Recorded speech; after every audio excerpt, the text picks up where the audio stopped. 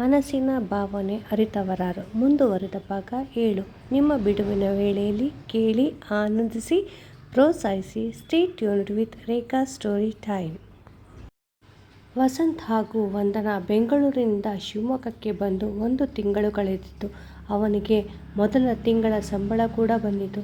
ಬೆಂಗಳೂರಿನ ಬ್ಯುಸಿ ಲೈಫ್ಗಿಂತ ಶಿವಮೊಗ್ಗದ ಮಲೆನಾಡಿನ ಪ್ರಕೃತಿ ಸೌಂದರ್ಯದ ಮಡಿಲು ಇಬ್ಬರಿಗೂ ತುಂಬ ಇಷ್ಟವಾಗಿತ್ತು. 1 ತಿಂಗಳು ಕಳೆಯುವಷ್ಟರಲ್ಲಿ ವಂದನಾಳ ಫೈನಲ್ ಇಯರ್ ಎಕ್ಸಾಮ್ ಬಂದಿದ್ದರಿಂದ ಅವಳನ್ನು 2 ಸಲ ಬೆಂಗಳೂರಿಗೂ ಕರೆದುಕೊಂಡು ಹೋಗಿ ಬಂದಿದ್ದ ವಸಂತ್. ಹಾಗೆ ಅವನ ಫ್ರೆಂಡ್ಸ್ನೆಲ್ಲ ಮೀಟ್ ಮಾಡಿ ಬ್ಯಾಂಕ್ಗೆ ಹೋಗಿ ಸಾಲದ ದುಡ್ಡನ್ನು ಕಟ್ಟಿ ಚೇತನ್ ಕುಟುಂಬದವರನ್ನು ಮಾತನಾಡಿಸಿಕೊಂಡು ಬಂದಿದ್ದರು ಇಬ್ಬರು. ಇನ್ನೂ ಅವಳದು 4 ಎಕ್ಸಾಮ್ ಇತ್ತು. ಅದರ ಜೊತೆಗೆ ಕಂಪ್ಯೂಟರ್ ಕೂಡ ಕಲಿತಿದ್ದಳು. ಅವರಿಬ್ಬರ ಬದುಕು ಯಾವ ಏರಿಳಿತ ಇಲ್ಲದೆ ಸಾಗುತ್ತಿತ್ತು. ಈಗೀಗ ಅಲ್ಪ ಸ್ವಲ್ಪ ವಸಂತ್ ಮತ್ತು ಚೈತ್ರ ಇಬ್ಬರು ಕೂಡ ಮಾತನಾಡುತ್ತಿದ್ದರು. ಹಾಗೆ ಚಂದನ, ಚೈತ್ರ, ವಸಂತ್ 3 ಜನ ಕ್ಯಾಂಟೀನ್ಗೆ ತಿಂಡಿ, ಊಟ, ಕಾಫಿ ಅಂತ ಜೊತೆಗೇ ಹೋಗಿ ಬರುತ್ತಿದ್ದರು. ವಸಂತ್ ಪಾಠ ಮಾಡುತ್ತಿದ್ದ ಕಾಲೇಜಿನಲ್ಲಿ ಕೂಡ ಎಕ್ಸಾಮ್ ಶುರುವಾಗಿತ್ತು. ಒಂದು ಕಡೆ ತಂಗಿಯನ್ನು ಎಕ್ಸಾಮ್ಗೆ ಬೆಂಗಳೂರಿಗೆ ಕರೆದುಕೊಂಡು ಹೋಗಬೇಕಿತ್ತು. ಮತ್ತೊಂದು ಕಡೆ ಅವನು ಪಾಠ ಮಾಡುತ್ತಿದ್ದ ಕಾಲೇಜಿನಲ್ಲಿ ಎಕ್ಸಾಮ್ ಎರಡನ್ನೂ ತುಂಬ ಚೆನ್ನಾಗಿ ನಿಭಾಯಿಸುತ್ತಿದ್ದ. ಅದಕ್ಕೆ ಚಂದನಾಳ ಹೆಲ್ಪ್ ಕೂಡ ತೆಗೆದುಕೊಂಡಿದ್ದ. ಅದರ ಜೊತೆ ಚೈತ್ರ ಕೂಡ ಅವನ ಭಾಗದ ಪಾಠಗಳನ್ನು ಮುಗಿಸುವುದಕ್ಕೆ ಸಹಾಯ ಮಾಡಿದಳು. ಆದರೂ ಅವನ ಜೊತೆ ಹೆಚ್ಚು ಮಾತನಾಡುತ್ತಿರಲಿಲ್ಲ.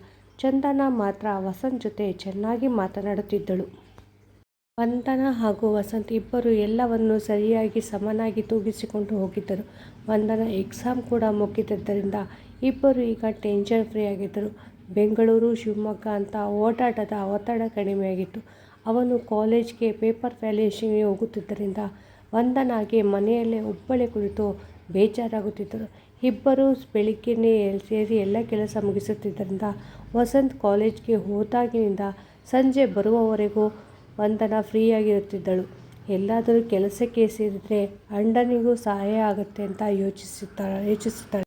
ಅಣ್ಣನಿಗೂ ಸಹಾಯ ಆಗುತ್ತೆ ಅಂತ ಯೋಚಿಸಿದ ವಂದನಾ ಶ್ವೇತಾ ಮತ್ತು ಅನಘ ಹತ್ತಿರ ಅವರ ಆಫೀಸ್ನಲ್ಲಿ ಕೆಲಸ ಇದೆಯಾ ಅಂತ ವಿಚಾರಿಸಬೇಕು. ಇದ್ದರೆ ಇಂಟರ್ವ್ಯೂ ಅಟೆಂಡ್ ಮಾಡಿ ಕೆಲಸ ಸಿಕ್ಕ ಮೇಲೆ ಅಣ್ಣನಿಗೆ ಹೇಳಿ ಕೆಲಸಕ್ಕೆ ಸೇರಿಕೊಳ್ಳೋಣ ಅಂತ ಅಂದುಕೊಂಡು, ಇನ್ನು ನನ್ನ ರಿಸಲ್ಟ್ ಬಂದು ನಾನು MCom ಕಾಲೇಜ್ಗೆ ಸೇರಲು ತುಂಬ ದಿನ ಆಗುತ್ತೆ. ಅಲ್ಲಿಯವರೆಗೂ ಕೆಲಸಕ್ಕೆ ಸೇರಿದೆ ಒಂದು ಎಕ್ಸ್ಪೀರಿಯನ್ಸ್ ಆಗುತ್ತೆ ಅಂತ ಅವಳದೇ ಯೋಜನೆ ಮಾಡಿಕೊಂಡಳು. ವಂದನಾ ತನ್ನದೇ ಯೋಜನೆ ಮಾಡಿಕೊಂಡು, ಹಾಗೆ ಆಫೀಸ್ನಲ್ಲಿ ಪರ್ಮಿಷನ್ ಕೊಟ್ಟರೆ ಪಾರ್ಟ್ ಟೈಮ್ ಕೆಲಸ ಮಾಡಿಕೊಂಡು ನನ್ನ ಓದನ್ನು ಕೂಡ ಕಂಪ್ಲೀಟ್ ಮಾಡಿಕೊಳ್ಳಬೇಕು ಅಂತ ಯೋಚನೆ ಮಾಡಿ ವಂದನಾ ಶ್ವೇತಾ ಮನೆ ಕಡೆ ಹೋಗುತ್ತಾಳೆ. ಅಲ್ಲಿ ಹೋಗಿ ಹೇಗೆ ಕೇಳೋದು ಅನ್ನೋ ಹಿಂಜರಿಕೆಯಲ್ಲೇ ಇದ್ದಾಗ ಶ್ವೇತಾನೇ ಏನೇ ಒಂದು ಮನ ಬಿಟ್ಟು ಆಚೆಗೆ ಬಂದಿದ್ದೀಯಾ ಅಂತ ರೇಗಿಸಿ ಅವಳ ಕಾಲು ಎಳೆಯುತ್ತಾಳೆ. ಏನು ಸಮಾಚಾರ, ಎಷ್ಟು ಸಲ ಕರೆದಿದ್ದೆ ಬಾರೆ ಅಂತ, ಕೊಬ್ಬು ಕಣೆ ನಿನಗೆ ಅಂತ ರೇಗಿಸಿದಾಗ, ಅಷ್ಟು ಕರೆದರೂ ಬರ್ತಾನೆ ಇರಲಿಲ್ಲ, ಈಗ ಏನು ಬಂದಿದೆಯಾ, ಏನು ಸಮಾಚಾರನಮ್ಮ ಅಂತ ರೇಗಿಸುತ್ತಾಳೆ. ಶ್ವೇತಾ ರೇಗಿಸಿದ್ದಾಗ, ಅಯ್ಯೋ ಹಾಗೆಲ್ಲ ಏನೂ ಇಲ್ಲ ಶ್ವೇತಾ, ಬರಬಾರ್ದು ಅಂತ ಅಲ್ಲ, ಎಕ್ಸಾಮ್ ಟೆನ್ಷನ್ನು, ಓದುವುದು, ಮನೆ ಕೆಲಸ ಎಲ್ಲ ಇತ್ತಲ್ಲ, ಅದಕ್ಕೆ ಬರಲಿಲ್ಲ ಅಷ್ಟೇ. ಈಗ ನೋಡು ಎಕ್ಸಾಮ್ ಎಲ್ಲ ಮುಗೀತು, ಫ್ರೀ ಇದ್ದೀನಿ, ಮನೆಯಲ್ಲೇ ಬೋರ್ ಹೊಡೀತಿತ್ತು ಅದಕ್ಕೆ ಬಂದೆ ಅಂತ ಹೇಳಿ ಮನೆಯವರೆಲ್ಲರ ಜೊತೆ ಆತ್ಮೀಯವಾಗಿ ನಗುತ್ತಾ ಮಾತನಾಡ್ತಾಳೆ. ಅವರು ಕೂಡ ವಂದನಾ ಜೊತೆ ತುಂಬ ಚೆನ್ನಾಗಿ ಮಾತನಾಡುತ್ತಾರೆ. ಮನೆಯವರೆಲ್ಲರ ಜೊತೆ ಮಾತನಾಡಿದ ವಂದನಾಳನ್ನು ಶ್ವೇತಾ ಮತ್ತು ಅನಘ ಮನೆಯವರೆಲ್ಲರಿಗೂ ಹೇಳಿ ವಂದನಾಳನ್ನು ಅವರ ರೂಮಿಗೆ ಕರೆದುಕೊಂಡು ಹೋಗುತ್ತಾರೆ. ಶ್ವೇತಾ, ಅನಘ ಮೂವರು ರೂಮಿನಲ್ಲಿ ಅದು ಇದು ಮಾತನಾಡುತ್ತಾ ನಗಿಸುತ್ತಾ ಒಬ್ಬರಿಗೊಬ್ಬರು ಕಾಲು ಎಳೆಯುತ್ತಾ ತಮಾಷೆ ಮಾಡಿಕೊಂಡು ನಗುತ್ತಿದ್ದರು. ಶ್ವೇತಾ ಅಲ್ಲಿ ಇದ್ದಾಳೆ ಅಂದರೆ ನಗೋಕ್ಕೆ ಬರವಿಲ್ಲ. ಹೇಳುವೊಂದು, ಏನು ಸಮಾಚಾರ, ಎಕ್ಸಾಮ್ ಎಲ್ಲ ಹೇಗೆ ಮಾಡಿದೆ, ನೀನು ಬಿಡಮ್ಮ ಡಿಸ್ಟಿಂಕ್ಷನ್ ಸ್ಟೂಡೆಂಟು ಅಂತ ಹೇಳಿ ರೇಗಿಸುತ್ತಾಳೆ ಶ್ವೇತಾ. ನೀನು ಬಿಡಮ್ಮ ಡಿಸ್ಟಿಂಕ್ಷನ್ ಸ್ಟೂಡೆಂಟು ಅಂತ ಶ್ವೇತಾ ರೇಗಿಸಿದಾಗ, ಅಯ್ಯೋ ಹಾಗೆಲ್ಲ ಏನೂ ಇಲ್ಲ ಶ್ವೇತಾ, ಎಕ್ಸಾಮ್ ಪರವಾಗಿಲ್ಲ ಚೆನ್ನಾಗಿ ಮಾಡಿದ್ದೀನಿ, ಪಾಸ್ ಅಂತೂ ಆಗ್ತೀನಿ. ಅದು ನನಗೆ ನಿಮ್ಮಿಂದ ಒಂದು ಹೆಲ್ಪ್ ಆಗಬೇಕಿತ್ತು ಶ್ವೇತಾ. ಮನೆಯಲ್ಲಿ ಸುಮ್ಮನೆ ಒಬ್ಬಳೇ ಇರುವುದಕ್ಕೆ ಬೇಜಾರು. ಅಣ್ಣ ಬೆಳಿಗ್ಗೆ ಕಾಲೇಜ್ಗೆ ಹೋದರೆ ಸಂಜೆ ಬರ್ತಾನೆ, ಸಂಜೆವರೆಗೂ ಒಬ್ಬಳೇ ಮನೆಯಲ್ಲಿ ಇರೋದಕ್ಕೆ ಬೇಜಾರು.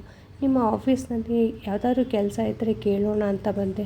ನಿಮ್ಮ ಅಪ್ಪ ಮತ್ತು ಅಣ್ಣ ಹತ್ತಿರ ವಿಚಾರಿಸಿ ಹೇಳು ಅಂತ ಹೇಳ್ತಾಳೆ ವಂದನಾ. ಅಯ್ಯೋ ಒಂದು ಅಷ್ಟೇನಾ, ನಿಖಿಲ್ಗೆ ಹೇಳೋಣ ಬಿಡು, ನಿನಗೆ ಕೆಲಸ ಗ್ಯಾರಂಟಿ ಪಕ್ಕ ಅಂತ ಇಬ್ಬರು ಭರವಸೆ ಕೊಡ್ತಾರೆ.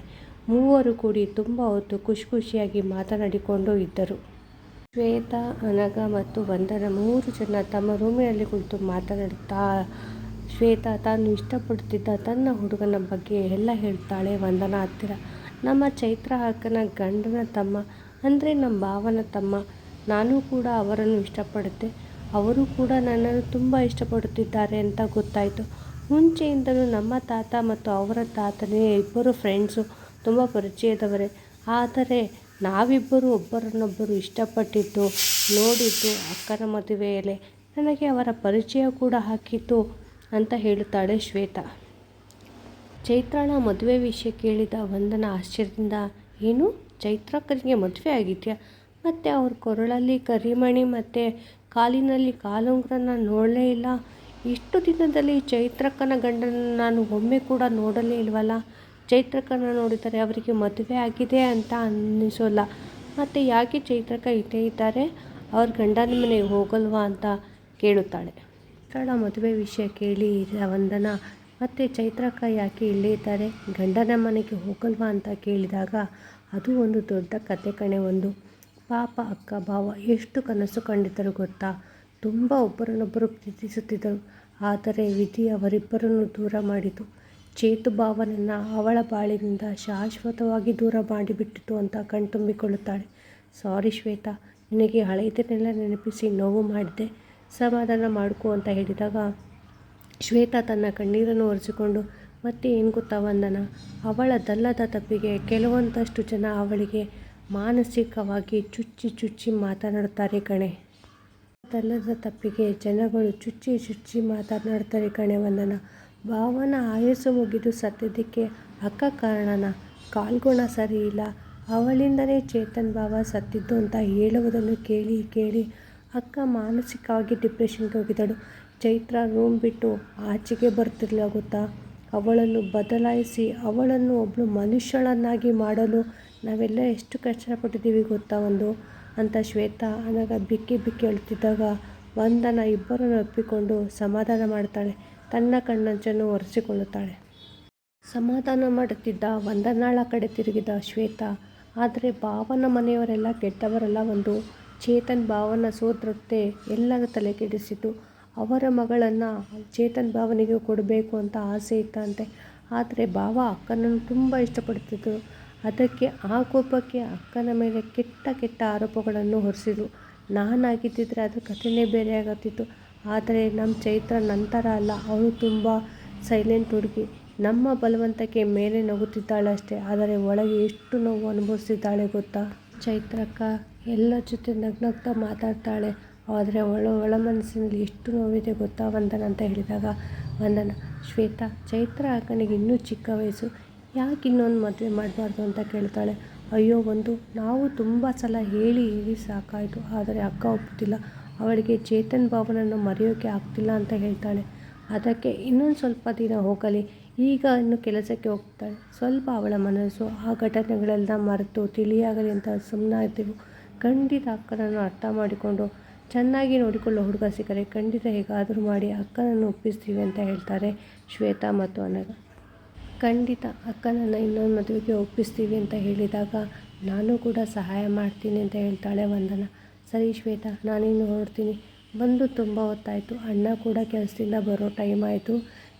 ನನ್ನ ಕೆಲಸದ ಬಗ್ಗೆ ವಿಚಾರಿಸಿ ಹೇಳು ಪ್ಲೀಸ್, ನನಗೂ ಟೈಮ್ ಪಾಸ್ ಆಗುತ್ತೆ, ಮನೇಲಿ ಒಬ್ಬಳೇ ಇರೋದಕ್ಕೆ ಬೇಜಾರು ಅಂತ ಹೇಳಿದಾಗ ಖಂಡಿತ ವಂದನ, ನಿಖಿಲ್ ಹತ್ತಿರ ಕೇಳಿ ಆಮೇಲೆ ಫೋನ್ ಮಾಡ್ತೀನಿ ಅಂತ ಹೇಳುತ್ತಾಳೆ. ವಂದನ ಕೂಡ ಎಲ್ಲರಿಗೂ ಹೇಳಿ ಮನೆಗೆ ಬರ್ತಾಳೆ. ಅವಳು ಬರೋ ಅಷ್ಟರಲ್ಲಿ ವಸಂತ್ ಕೂಡ ಬಂದಿದ್ದ. ಚಿನ್ನಮ್ಮ ಎಲ್ಲಿ ಹೋಗಿದ್ದೆ ಅಂತ ಕೇಳುತ್ತಾನೆ ವಸಂತ್. ಮನೆಗೆ ಬಂದ ವಂದಳನನ್ನು ನೋಡಿ ಎಲ್ಲಿಗೆ ಹೋಗಿದ್ದೆ ಚಿನ್ನಮ್ಮ ಅಂತ ಕೇಳಿದಾಗ, ಎಲ್ಲೂ ಇಲ್ಲ ಅಣ್ಣ, ಇಲ್ಲೇ ನನ್ನ ಕಂಪ್ಯೂಟರ್ ಕ್ಲಾಸ್ ಫ್ರೆಂಡ್ಸ್ ಇದ್ದಾರೆ, ಅವರ ಮನೆಗೆ ಹೋಗಿದ್ದೆ, ಮನೆಯಲ್ಲಿ ಒಬ್ಬಳೇ ಬೇಜಾರು. ಸ್ವಾತಿ ಸಿಂಧು ಕೂಡ ಅವರ ಅಜ್ಜಿ ಮನೆಗೆ ಹೋಗಿದ್ದಾರೆ, ಅದಕ್ಕೆ ನಾನು ಶ್ವೇತಾ ಮತ್ತು ಅನಘ ಮನೆಗೆ ಹೋಗಿದ್ದೆ ಅಷ್ಟೇ ಅಂತ ಹೇಳುತ್ತಾಳೆ. ಸರಿ ನಮ್ಮ, ಆದರೆ ಹುಷಾರು ಅಂತ ಹೇಳಿ ಬಾಗಿಲು ತೆಗೆದು ಒಳಗೆ ಹೋಗಿ ಕೈಕಾಲು ಮುಖ ತೊಳೆದು ಊಟ ಮಾಡುತ್ತಾ ಶ್ವೇತಾ ಮತ್ತು ಅನಘ ಬಗ್ಗೆ ಹೇಳುತ್ತಾಳೆ ವಂದನ. ಶ್ವೇತಾ ಮತ್ತು ಅನಘ ಬಗ್ಗೆ ಹೇಳುತ್ತಾ, ಅಣ್ಣ, ಶ್ವೇತಾ ಅವ್ರ ಮನೆಯವರು ಎಷ್ಟು ದೊಡ್ಡ ಶ್ರೀಮಂತರು ಗೊತ್ತಾ, ಆದರೂ ಒಬ್ಬರಿಗೂ ಒಂದು ಚೂರು ಜಂಬ ಇಲ್ಲ, ಅಹಂಕಾರ ಇಲ್ಲ ಅಣ್ಣ. ನಾನು ಅವ್ರ ಮನೆಗೆ ಹೋದರೆ ಎಲ್ಲರೂ ಬಾಯಿ ತುಂಬ ಎಷ್ಟು ಚೆನ್ನಾಗಿ ಮಾತಾಡಿಸ್ತಾರೆ ಗೊತ್ತಾ. ನನ್ನನ್ನು ಅವ್ರ ಮನೆಯವಳಂತೆ ನೋಡ್ಕೊಳ್ತಾರೆ. ಅವರದ್ದು ದೊಡ್ಡ ದೊಡ್ಡ ಬಿಸ್ನೆಸ್ ಇದೆ ಅಣ್ಣ, ಅದೇ ರಾಜ್ ಗ್ರೂಪ್ ಆಫ್ ಕಂಪ್ನೀಸ್ ಅಣ್ಣ ಓನರ್ ಅಣ್ಣ ಅಂತ ಹೇಳ್ತಾಳೆ. ಮತ್ತು ಇನ್ನೊಂದು ವಿಷಯ ಗೊತ್ತಾ ಅಣ್ಣ, ಶ್ವೇತವ್ರಕ್ಕ ನಿಮ್ಮ ಕಾಲೇಜ್ನಲ್ಲಿ ಕೆಲಸ ಮಾಡ್ತಾರಂತೆ. ನಾನು ಪಾಪ ಚಿಕ್ಕ ವಯಸ್ಸಿಗೆ ಗಂಡನನ್ನು ಕಳೆದುಕೊಂಡು ಎಲ್ಲರೂ ಚುಚ್ಚು ಮಾತುಗಳಿಂದ ತುಂಬ ನೊಂದಿದ್ದಾರೆ ಅಂತ ಹೇಳುತ್ತಾಳೆ ವಂದನ. ಚೈತ್ರಕ್ಕ ಎಷ್ಟು ಒಳ್ಳೆಯವ್ರು ಗೊತ್ತಾ ಅಣ್ಣ, ಕಾಲೇಜ್ನಲ್ಲಿ ಹೇಗೆ ಅಂತ ಕೇಳ್ತಾಳೆ. ಹ್ಞೂ ಚಿನ್ನಮ್ಮ ಗೊತ್ತು, ಕಾಲೇಜ್ನಲ್ಲಿ ತುಂಬ ಸೈಲೆಂಟು, ಪಾಠ ಮಾತ್ರ ತುಂಬ ಚೆನ್ನಾಗಿ ಮಾಡ್ತಾರೆ. ಮುಂಚೆ ಅಂತೂ ನನ್ನ ಮುಖ ಕೂಡ ನೋಡುತ್ತಿರಲಿಲ್ಲ, ಇನ್ನು ಮಾತಂತೂ ದೂರದ ಮಾತು, ಒಂದು ಮಾತು ಆಡ್ತಿರ್ಲಿಲ್ಲ. ಒಂದು ದಿನ ಯಾಕ್ರಿ ನಾನು ಬಡವ ಅಂತ ನಮ್ಮ ಹತ್ರ ಮಾತಾಡಲ್ವ ಅಂತ ಕೇಳಿದೆ. ಅದಕ್ಕೆ ಆ ಥರ ಏನೂ ಇಲ್ಲ, ನಾನು ಹೆಚ್ಚಾಗಿ ಯಾರ ಜೊತೆಯೂ ಮಾತನಾಡಲ್ಲ ಅಂತ ಹೇಳಿದರು. ಆಗಿಂದ ಸ್ವಲ್ಪ ಸ್ವಲ್ಪ ಅವರು ಮತ್ತು ಅವರ ಫ್ರೆಂಡ್ ಚಂದನ ಇಬ್ಬರು ಮಾತನಾಡ್ತಾರೆ ನನ್ನ ಹತ್ರ ಅಂತ ಹೇಳ್ತಾನೆ ವಸಂತ್. ಚೈತ್ರಳ ಬಗ್ಗೆ ಕೇಳಿದ ತನ್ನ ತಂಗಿಗೆ ತುಂಬ ಒಳ್ಳೆಯವರು, ತುಂಬ ಮೃದು ಸ್ವಭಾವದವರು, ಈಗೀಗ ಸ್ವಲ್ಪ ಸ್ವಲ್ಪ ಮಾತನಾಡ್ತಾ ಇದ್ದಾರೆ. ಒಮ್ಮೊಮ್ಮೆ ಕ್ಯಾಂಟೀನು ಕೂಡ ಜೊತೆಯಾಗಿ ಹೋಗ್ತೀವಿ ಅಂತ ಹೇಳ್ತಾನೆ. ತುಂಬ ಮೃದು ಮನಸ್ಸಿನವರು, ಹಾಗೆ ತುಂಬ ಒಳ್ಳೆಯವರು, ನೋಡೋಕ್ಕೂ ತುಂಬ ಚೆನ್ನಾಗಿದ್ದಾರೆ ಅಂತ ಯಾವುದೋ ಜ್ಞಾನದಲ್ಲಿ ಹೇಳಿದ ತನ್ನಣ್ಣನಿಗೆ, ಏನಣ್ಣ ಏನು ಸಮಾಚಾರ, ಸಮಥಿಂಗ್ ಲವ್ ಯು ಮಾಡ್ತಿದ್ದೀಯಾ ಅಂತ ರೇಗಿಸ್ತಾಳೆ ವಂದನ. ಏನಣ್ಣ ಏನು ಸಮಾಚಾರ, ಸಮಥಿಂಗ್ ಲವ್ ಯು ಮಾಡ್ತಿದ್ದೀಯಾ ಅಂತ ಕೇಳಿದ್ದ ತನ್ನ ತಂಗಿಗೆ, ಹೋಗು ಚಿನ್ನಮ್ಮ ಏನೇನೋ ಹೇಳ್ತೀಯಾ ಅಂತ ಕೀ ತೆಗೆದುಕೊಂಡು ಸ್ವಲ್ಪ ಹೊರಗಡೆ ಹೋಗಿ ಬರ್ತೀನಿ ಅಂತ ಹೇಳ್ತಾನೆ.